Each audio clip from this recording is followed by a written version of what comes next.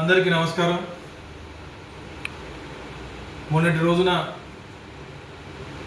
NEET exam paper ప్రశ్నపత్రం leakage అనేది చాలా దారుణమైన ఘోరమైన అంశం.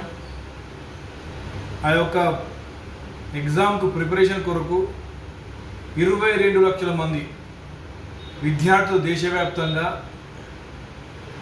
ట్యుటోరియల్స్ ద్వారా కానీ కోచింగ్ సెంటర్స్ ద్వారా కానీ అనేక సంస్థల ద్వారా కానీ వారు నేర్చుకున్నటువంటి విద్యను కేంద్ర ప్రభుత్వం ఆ శాఖకు సంబంధించినటువంటి ధర్మేంద్ర ప్రధాన్ గారు బాధ్యత వహించి వెంటనే రాజీనామా చేయాలని చెప్పి కాంగ్రెస్ పార్టీ పక్షాన నేను డిమాండ్ చేస్తున్నాను.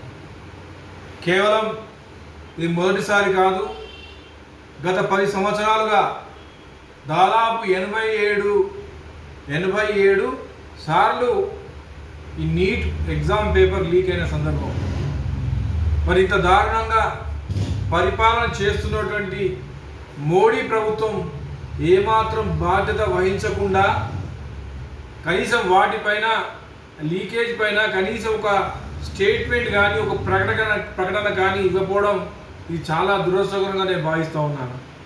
దేశవ్యాప్తంగా ఎంతోమంది నిరుపేద విద్యార్థులు వారి జీవితాన్ని పణంగా పెట్టి భవిష్యత్తులో ఈ దేశానికి మంచి ఉన్నతమైనటువంటి స్థానంలో ఉండాలనే ఉద్దేశంతో వాళ్ళు పరీక్షలు ప్రిపేర్ అయితే మరి దానికి సంబంధించినటువంటి కంచే చేను వేసే విధంగా ఆ యొక్క ఎన్టీఏ ఏదైతే దాన్ని కాపాడాల్సినటువంటి బాధ్యత ఉన్నటువంటి వ్యక్తులే మరి వారిని లీకేజ్కి సంబంధించినటువంటి లీకేజ్ చేసే సందర్భాన్ని నేను గుర్తు చేస్తూ ఉన్నాను.